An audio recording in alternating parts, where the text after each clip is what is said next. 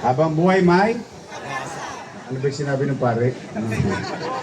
Pag-asa. Oo. Kaya huwag tayong mawawala ng pag-asa. Ito ang ating pasilidad na pinagawa natin noong unang termino to rearrange, repeat,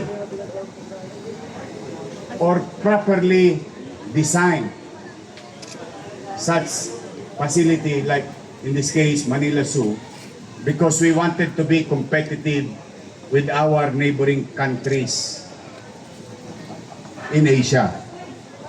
I've been into some zoo sa mga batang Maynila. At syempre, dala ng kasikatan ng Manila Zoo, ay dumadako din ang mga ibang bata sa buong bansa.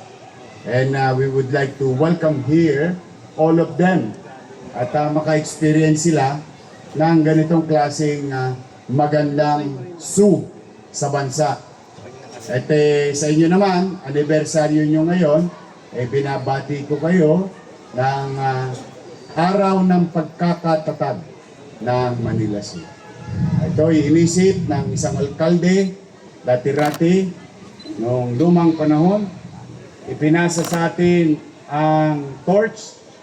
We redevelop it and adhere to the challenging and demand of time.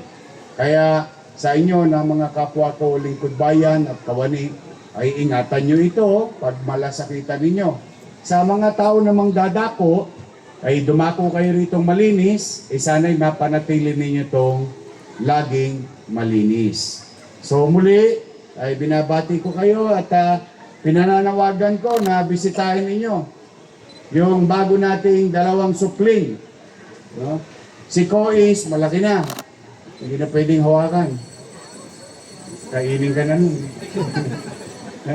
Oh.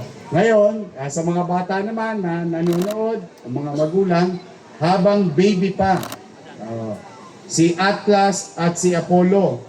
Ito, yung ating bagong baby tiger. Yan, bagong members ng pamilya dito sa Manila Zoo. So, puntahan ninyo, magkaroon tayo ng interaction with animals. Alam po ninyo, I think it's 2024 or 2023. I went to safari. What do you call Kruger Park. Nagpunta ako doon mismo. Doon ako natulog sa gitna ng tawag yan. Hindi ko masabing disyerto pero yung saan habitat. No? Naku, nakakita po ako ng mga elepante, giraffe, lion, tiger, saka yung mabilis na cat. Cheetah. Cheetah. Nakakita ko cheetah. Yung malalaki sa ilog. Hipo. Yun. Lahat. Ang sarap-sarap ng pakiramdam. No? Yung experience. Nasa wildlife ka. So, with that experience, gusto ko rin ma-experience din ng mga batang Maynila sa ngayon at sa susunod na henerasyon na magkaroon ng experience sa mga ganitong animals.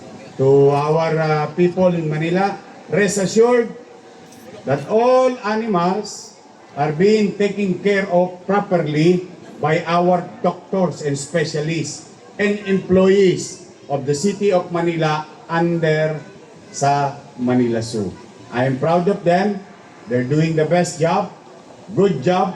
At nakita ninyo, parang kahapon lang muli ginawa yung Manila Zoo na may maintain, na ayos.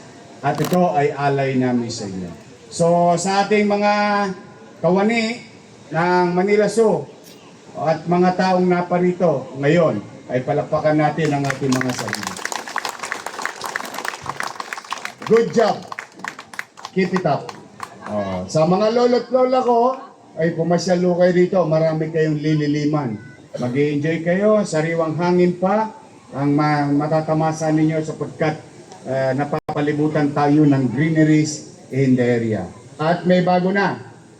May bago na ulit. Naibalik na yung yung boating. Yan. No, magkano isa? 120. O, isang bangka, isang ulo. 4, isang bangka. 120. O, birihin ninyo, 4, 30 lang. O, tapos, huwag kayong mag-alala para mas maging adventurous yung inyong experience, palalagyan ko ng buhaya. Yung...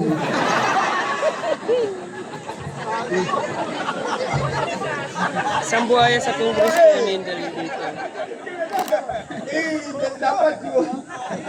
Andiyan ba si ano, yung pinakamalaki nating buhaya?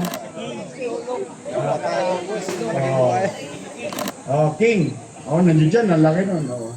Hindi, gagawin ko para konti lang yung kagat, yung maliit na buhaya kanina. Para maging masaya. Pero biro lang ho. But then again, go around the city, in Manila City, Manila Zoo, and enjoy your time. So muli, ito ay alay sa inyo ng ating pamahalang lungsod. Mag-iingat kayo ngayong anibersaryo ninyo. Ang wish ko ay sana maging malusog kayong lahat.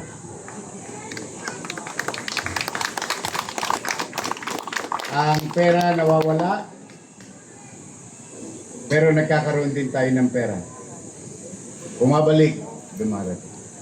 Pero ang malusog na pangatawan pag nawala, ang hirap makabawi. Tapos huwag kayo mag-alala, pag hindi kayo nakabawi, nandyan si Dandan.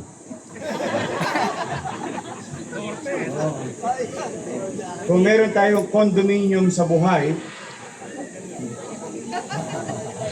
may apartment din tayo sa sumakabilang buhay.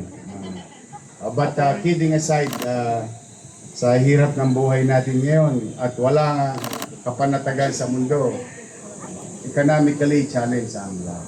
Kaya yung konting ligaya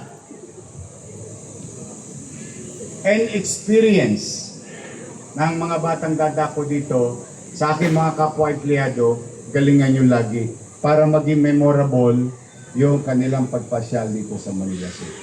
So muli, gumagapang na itong pagong. Laki eh. Ha? Tulkata. Ha? Pagong. Basta pagong. Yun na yun. Ito our Maynilad partner, palakpakan natin sila.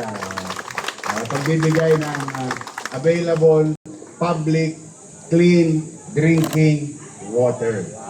Thank you sa inyo. O baka gusto nyo linisin din yung ilog. So muli, I love you. Mag-iingat kayo at pagpalain nawa kayo ng pong may kapal. Manila! Of course, happy anniversary.